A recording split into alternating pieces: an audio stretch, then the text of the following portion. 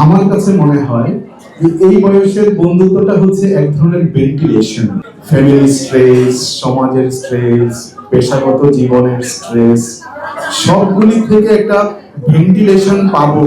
আমি প্রত্যাশা করি যে আমাদের এই যে গ্রুপ, এটা আমাদের মধ্যে বন্ধুত্বটা অটুট থাকবে।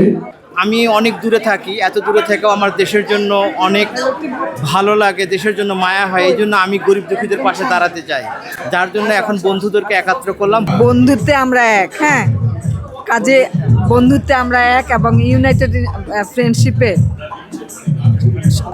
জন্মলগ্ন থেকেই আছি। আলহামদুলিল্লাহ, ভালো লাগে। প্রত্যেকটা অনুষ্ঠানে উপস্থিত থাকতে চেষ্টা করি এবং থাকবো। বন্ধুর ছাড়া একজন মানুষ পূর্ণ হয় না। ইউনাইটেড বন্ধুত্ব যেটা আছে, এটা ইউনাইটেড থাক। সকলের জন্য আমার অনেক ভালোবাসা।